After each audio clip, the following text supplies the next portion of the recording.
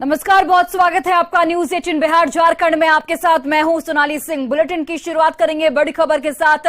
बड़ी खबर पटना एम्स से, जहां कोरोना पॉजिटिव एक महिला मरीज की मौत हो गई है। मौत इलाज के दौरान हुई है। मृतक महिला चंपारण की रहने वाली बताई जा रही है। महिला का नाम सियापति देवी बताया जाता है, जिनकी उम्र 55 वर्ष थी। पटना एम्स के कोविड के नोडल पदाधिकारी डॉक्टर संजीव कुमार ने इस मामले में जानकारी देते हुए बताया कि 4 मई को सुबह 5:45 पर कोविड मरीज सियापति देवी को पटना एम्स में इलाज के लिए भर्ती कराया गया था। इलाज के क्रम में उनकी मौत हो गई है। ये भी जानकारी सामने आ रही है कि पटना एम्स में एक नए मरीज को भी एडमिट कराया गया है, जबकि 3 मरीज ठीक होकर डिस्चार्ज भी हो चुके हैं। फिलहाल पटना एम्स में 10 मरीज एडमिट हैं, जिनका इलाज चल रहा है। और इसी बीच एक और बड़ी खबर बेगूसराय से, जहां एक शख्स को गोली लगने से हड़कंप मच गया है। मामला गढ़ारा ओपी इलाके का है, जहां राजवाड़ा गांव के रहने वाले दिलखुश राय के बेटे रितेश कुमार को भाई की शादी में ही गोली लग गई। बताया जा रहा है कि शादी समारोह में गोलियां चल रही थी, ताबड़तोड़ फायरिंग की जा रही थी और इसी दौरान रितेश को गोली लग जाती है, जिससे शादी में अफरा तफरी मच गई। जानकारी ये मिल रही है कि फिलहाल रितेश को शहर के एक निजी अस्पताल में भर्ती कराया गया है, जहां उसका इलाज जारी है और पुलिस मामले की छानबीन में जुटी हुई है। और खबर भागलपुर से है, जहां बबरगंज थाना क्षेत्र के कमल नगर कॉलोनी में छात्रों के 2 गुटों के बीच झड़प हुई है। दहशत फैलाने के लिए बम भी यहां पर पटका गया है। जानकारी ये मिल रही है कि 3 मंचले एक युवती को छेड़ रहे थे, जिसके बाद कुछ लोगों ने इन मंचलों को पकड़कर पुलिस के हवाले कर दिया। जब पुलिस ने इनकी तलाशी ली तो इनके पास से हथियार भी बरामद हुए। जानकारी के अनुसार एक देसी पिस्टल और 2 जिंदा कारतूस बरामद किया गया इनके पास से। स्थानीय वार्ड पार्षद का इस पूरे मामले पर कहना है कि आए दिन कमल नगर कॉलोनी में ड्रग्स का सेवन करने वाले अपराधी लगातार आपराधिक घटनाओं को अंजाम दे रहे हैं, लेकिन पुलिस की गश्ती नहीं होने की वजह से अपराधियों का मनोबल बढ़ा हुआ है और आए दिन इस तरह की घटनाएं देखने को मिल रही हैं।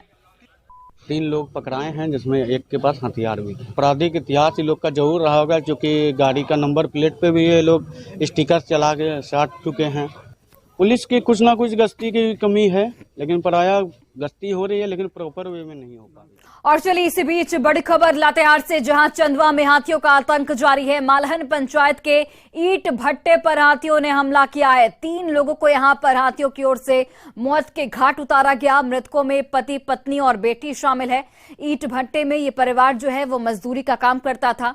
15 दिन से जमीरा मालहन पंचायत में हाथियों ने उत्पात मचा रखा है। जंगली हाथियों के झुंड से इलाके के लोग दहशत में जीने को मजबूर हैं। तो हाथियों का उत्पात लगातार जारी है। 15 दिन से जमीरा मल्हान में हाथियों की मौजूदगी है और इलाके में इस वक्त जो लोग हैं वो दहशत के साए में जीने को मजबूर हैं। नालंदा की बिहार शरीफ में जिला प्रशासन ने भगवान राम की प्रतिमा को गोपनीय तरीके से बाबा मनीराम अखाड़े में पहुंचा दिया है। जिला प्रशासन की देखरेख में सुरक्षित तरीके से भगवान राम की प्रतिमा स्थापित की गई है। बताया ये जा रहा है कि डीएमएसपी खुद इसका नेतृत्व कर रहे हैं। ये भी बता दें आपको कि बीते 31 मार्च को रामनवमी शोभा यात्रा का आयोजन किया गया था, लेकिन सांप्रदायिक हिंसा फैलने की वजह से उस दिन शोभा यात्रा का समापन नहीं हो पाया था। रामनवमी जुलूस के दौरान बीच रास्ते से ही भगवान राम की प्रतिमा को लौटाकर मोगल कुआं इलाके में सुरक्षित रखा गया था। आज बीजेपी के प्रदेश अध्यक्ष सम्राट चौधरी बाबा मनीराम अखाड़ा पहुंचकर पूजा करने वाले थे। उसके लिए पहले ही जिला प्रशासन ने बजरंग दल के कुछ कार्यकर्ताओं के साथ मिलकर भगवान राम की प्रतिमा को वहां पर स्थापित कर दिया है।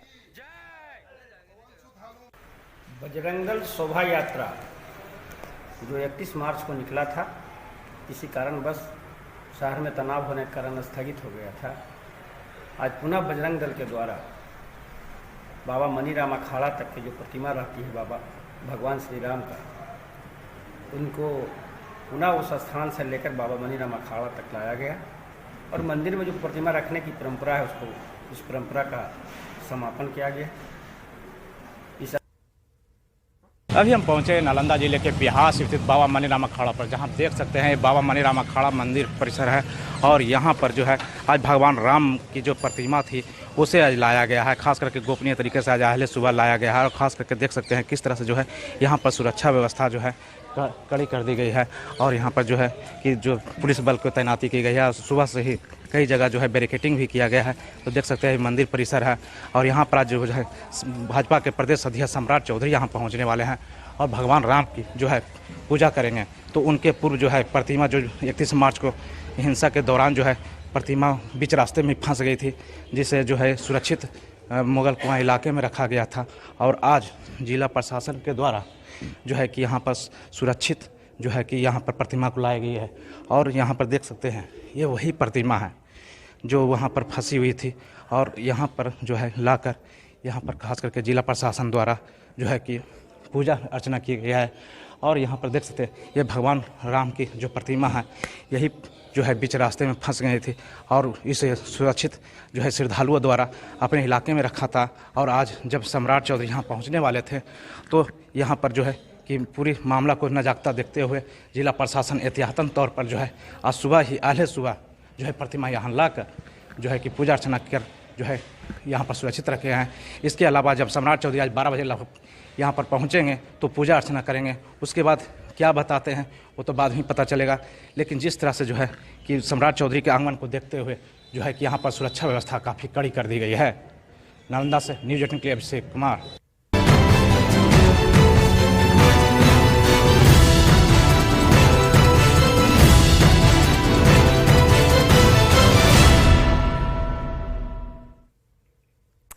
तो झारखंड कैडर के आईएएस और रांची के पूर्व डीसी छवि रंजन को कल देर रात ईडी ने पूछताछ के बाद गिरफ्तार कर लिया। फर्जी तरीके से जमीन खरीद बिक्री का उन पर आरोप लगा था, जिसके बाद ईडी ने उनसे पूछताछ की थी। 13 अप्रैल को राज्य भर में छापेमारी के बाद ईडी ने 7 लोगों को गिरफ्तार कर जेल भेजा था। वहीं कल दूसरी बार समन पर पहुंचे छवि रंजन से भी पूछताछ के बाद रात के करीब 10 बजे उन्हें गिरफ्तार कर लिया गया। गिरफ्तारी के वक्त छवि रंजन के वकील और उनकी पत्नी भी ईडी दफ्तर पहुंची थी। डॉक्टर की टीम ने उनका मेडिकल चेकअप किया, जिसके बाद आज ईडी की टीम उन्हें कोर्ट में पेश करेगी। मामले में अधिक जानकारी दे रहे हैं सहयोगी गौरव झा। आईएएस अधिकारी छवि रंजन को आज कोर्ट में प्रोड्यूस किया जाएगा। कल देर रात तक उनसे पूछताछ के बाद करीबन 10 बजे के इर्द गिर्द उन्हें गिरफ्तार कर लिया गया, यानी ईडी ने उन्हें गिरफ्तार कर लिया। मेडिकल जांच कराया गया, जिसके बाद आज उनके कोविड टेस्ट के लिए कराने के बाद है वो कोर्ट में प्रोड्यूस किया जाएगा। कोर्ट में प्रोड्यूस करने के बाद कयास ये लगाए जा रहे हैं कि छवि रंजन को रिमांड पर ईडी की टीम ले सकती है और उसके बाद पूछताछ का प्रक्रिया और आगे बढ़ सकता है। हम आपको बता दें कि फर्जी तरीके से जमीन को बेचने के आरोप में छवि रंजन को यहाँ ईडी ने दबिश दी थी, जिसके बाद ईडी ने उनसे पूछताछ की थी। पिछले महीने 13 तारीख को शुरू हुए इस पूछताछ में अब तक करीबन 7 लोगों को ईडी ने हिरासत में लेकर न्यायिक हिरासत में भेज दिया है, जिसमें बड़गाई अंचल के जो सीआई थे उनका भी नाम था। जिसके बाद उन्हें उन तमाम लोगों को रिमांड पर लिया गया था। रिमांड के दौरान उनसे पूछताछ की गई थी और उस पूछताछ के बाद जो है छवि रंजन तक ईडी की दबिश पहुंची थी। जब छवि रंजन पर ईडी की दबिश पहुंची तो सबसे पहली बार जब ईडी ने छवि रंजन को बुलाया था तो उन्होंने अगली बार आने की मोहरत मांगी थी। जिसके बाद अगली बार जब वो यहाँ आए और दूसरी बार कल जब वो यहाँ पहुंचे तो करीबन 10 घंटे तक उनसे पूछताछ हुई, यानी रांची के जो पूर्व डीसी थे उनसे 10 घंटे तक ईडी ने पूछताछ की और उस 10 घंटे के पूछताछ के बाद कल देर रात उन्हें यहां पर गिरफ्तार कर लिया गया है। कल देर रात यहां पर डॉक्टर की टीम आई, यहां उनका जांच किया गया। उसके साथ साथ कल रात उनकी पत्नी भी यहां पहुंची थी और यहां पूछताछ के बाद अब जो है कल के पूछताछ के बाद आज सुबह जो है उन्हें कोर्ट में प्रोड्यूस किया जाएगा। कयास ये लगाए जा रहे हैं कि यहां पर उन्हें रिमांड पर लिया जा सकता है या फिर न्यायिक हिरासत में भी भेजा जा सकता है। गौरव झा, न्यूज़ 18 रांची। तो रांची के पूर्व डीसी और आईएएस छवि रंजन को गुरुवार रात जमीन घोटाला मामले में ईडी ने गिरफ्तार कर लिया। गिरफ्तारी की जानकारी मिलते ही ईडी दफ्तर में के बाहर गहमा गहमी बन गई। सबसे पहले छवि रंजन के वकील ईडी दफ्तर पहुंचे, उसके बाद उनकी पत्नी भी ऑफिस पहुंची। गिरफ्तारी के बाद ईडी ऑफिस में डॉक्टर आरएस जायसवाल ने छवि रंजन का मेडिकल चेकअप किया, जिसमें उनका टेम्परेचर, बीपी और पल्स रेट सामान्य पाया गया।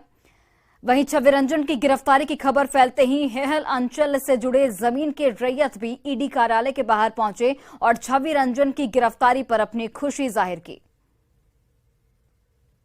उनका अंडर कैसे है उनका, मैंने फिजिकल मेंटल सब चेकअप करने गया था। उनका बीपी देखे, टेम्परेचर देखा, पल्स देखा, सब कुछ सामान्य पाने का। फिजिकली 100% फिट है, मेंटली भी फीट ही है। मेरा 7 एकड़ 16 डिसमिल जमीन जालसाजी करके बेच दिया गया था। हम लोग यहाँ जो आए थे, छवि रंजन जी का यहाँ पूछताछ हो रहा था, तो हम लोग उम्मीद कर रहे थे कि हम लोग को जो साजिश करता है, जो हम लोग न्याय मिलेगा, तो उम्मीद कर रहे हैं कि अब न्याय मिलेगा। वहीं सुपौल में आज मौसम का मिजाज कुछ अलग ही बना हुआ है। लोगों को मई महीने में ही गर्मी के बजाय अक्टूबर नवंबर जैसी ठंड का एहसास हो रहा है, क्योंकि सुपौल में आज की सुबह तो फॉग वाली सुबह रही। गर्मी में ठंडी हवा बह रही है। सुबह का नजारा हिल स्टेशन जैसा दिख रहा है, जो तस्वीरों में आप साफ तौर पर देख सकते हैं। मौसम का मिजाज किस तरीके से बदला हुआ है। घना कोहरा छाया हुआ है और कई इलाकों में, खासकर शहर और इसके आसपास के क्षेत्रों में फॉग ही फॉग नजर आ रहा है। बता दें आपको कि गुरुवार की सुबह दिल्ली में भी ऐसा ही कुछ नजारा देखने को मिला था, जैसा आज सुपौल में देखने को मिल रहा है।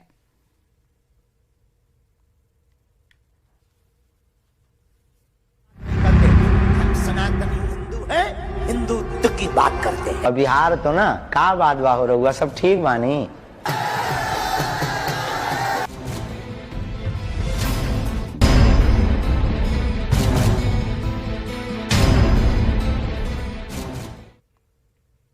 तो बागेश्वर धाम वाले बाबा पंडित धीरेन्द्र कृष्ण शास्त्री पटना के नौबतपुर में आने वाले हैं।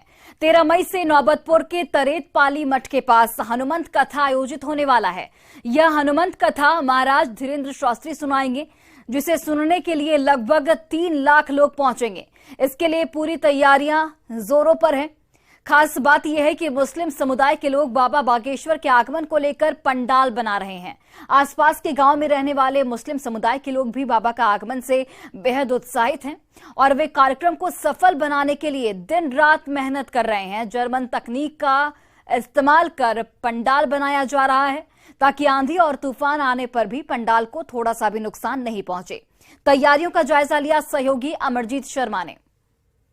बाबा बागेश्वर धाम वाले आ रहे हैं धीरेन्द्र शास्त्री, और वो भी बिहार के नवतपुर के परेत में, और यहाँ परेत पाली मठ के सहयोग से उनका यहाँ बहुत बड़ा समागम होने वाला है और उसके लिए तैयारी जोरों शोरों से। ये पंडाल लगना शुरू हो चुका है और ये पंडाल जापानीज टेक्निक वाली पंडाल है और यहाँ आप देख सकते हैं कि कितने जो है मजदूर लगे हुए हैं और इस काम में जो है लगातार लगे हुए हैं। और ये जो आप देख रहे हैं, ये जो पंडाल का जो पिलर है, ये सारा पिलर है और जापानीज तकनीक से जो है ये बना हुआ है और यही जो है यहाँ पर लगने जा रहा है। आप लोग यहाँ वर्कर हैं जी, तो इसी के हैं। किस तरह का है ये पंडाल? इसको जर्मन पंडाल बोला जाता है। जर्मन पंडाल जी। तो क्या इसमें खासियत क्या होती है? इसमें खासियत यही होती है कि आंधी तूफान से कुछ नहीं होता है इसको। और क्या नाम हुआ आपका? मोहम्मद इकबाल। तो आप समझ सकते हैं कि यहाँ धर्म जाति से भी जो है अलग हट करके जो है काम होता है। मोहम्मद इकबाल लगे हुए हैं यहाँ जो है जो समागम होने वाला है धीरेन्द्र शास्त्री जी का, और यहाँ जो है एक एक कार्य जो है करने में जो लगे हुए हैं लेबर, वो जाति धर्म से ऊपर उठ करके जो है काम करते हैं। और यहाँ आप देख सकते हैं जर्मन तकनीक से जो है ये पंडाल बना हुआ है और ये पंडाल जो है जहाँ तक जो है बात की जा रही है कि आंधी आए या तूफान आए, कोई हिला नहीं सकता है। भले ही राजनीति में इस कार्यक्रम को बंद कराने के लिए जो है लाखों प्रयास किए जा रहे हों, लेकिन जो यहाँ तैयारियां चल रही है वो सारे लोगों के प्रयास को जो है विफल कर देगा। और कोई आंधी और तूफान आता है तो वो आंधी तूफान भी जो है ये सह जाएगा। ये जो है खास करके किस तरह के आयोजन में लगता है? ये जैसे कि कॉन्फ्रेंस वगैरह हो गया, बड़ा बड़ा सभा हो गया, प्रोग्राम हो गया, जैसे बड़ा बड़ा जग वगैरह हो गया, उस सब में ये इस्तेमाल होता है। तो ये लगने के बाद फिर कैसा होता है? अच्छा लगता है। इसमें सब वाटर पर त्रिपाल होता है, फायर पर त्रिपाल होता है, लेकिन खतरा कोई चांसेस बहुत कम ही रहता है। शुरुआती तौर पे आप देख सकते हैं जो छोटा पंडाल बना हुआ है वो पंडाल काफ़ी सुंदर है और यहाँ जो है पानी आंधी तूफान सबसे जो है बचाने के लिए ये काफ़ी अच्छे तरीके से जो है बनाया जाता है और इसको जो है आंधी तूफान कुछ भी नहीं कर सकता है। दानापुर के नवतपुर परेड से न्यूज़ 18 के लिए अमरजीत शर्मा। तो बागेश्वर धाम वाले बाबा पंडित धीरेन्द्र कृष्ण शास्त्री पटना के नौबतपुर में आने वाले हैं, जहां वो अपना दरबार लगाएंगे। बागेश्वर वाले बाबा धीरेन्द्र शास्त्री के आगमन को लेकर बड़े पंडाल का निर्माण कराया जा रहा है। पंडाल जर्मन तकनीक से बनाया जा रहा है। धीरेन्द्र शास्त्री के आगमन को लेकर बिहार में सियासत भी काफी गर्म है। बीते दिन पंडाल का निरीक्षण करने पहुंचे बीजेपी सांसद रामकृपाल यादव ने विरोधियों पर कटाक्ष करते हुए कहा कि भगवान का कार्य कोई नहीं रोक सकता। राम भक्तों के तूफान को जो रोकेगा उसका नाश हो जाएगा। अगर किसी की हिम्मत है तो कोई रोक कर देख ले। जगह नहीं दिया गया है, ये सरकार की साजिश है। उसको विफल करने के लिए तो भगवान को आने से रोक दोगे। हनुमान जी को है राइट, माफ करेगा कोई? बाबा को क्यों रोक देगा? तो संदेश वाहक हैं, दूत हैं भगवान हनुमान के, राम के, उसको रोक देगा कोई? वहीं देखिए, जाति आधारित गणना पर हाईकोर्ट की रोक के बाद बिहार में सियासी बयानबाजी का दौर शुरू हो चुका है। बीजेपी ने सरकार पर हमला बोला है। रिपोर्ट देखिए आप।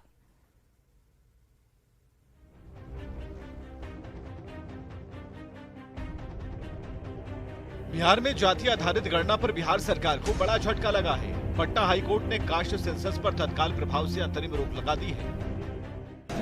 तो निश्चित रूप से ये तात्कालिक आदेश है। इसके राजनीतिक निहितार्थ जो भी निकाल रहे हैं। हाईकोर्ट की रोक के बाद बिहार में सियासत तेज हो गई है। बीजेपी के प्रदेश अध्यक्ष सम्राट चौधरी ने बिहार सरकार पर तंज कसा है। पक्ष रखना चाहिए। न्यायालय ने 3 जुलाई का समय दिया है, अपना पक्ष रखना चाहिए।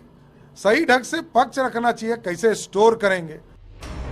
राष्ट्रीय लोक जनता दल के अध्यक्ष उपेंद्र कुशवाहा ने भी बिहार सरकार पर निशाना साधा।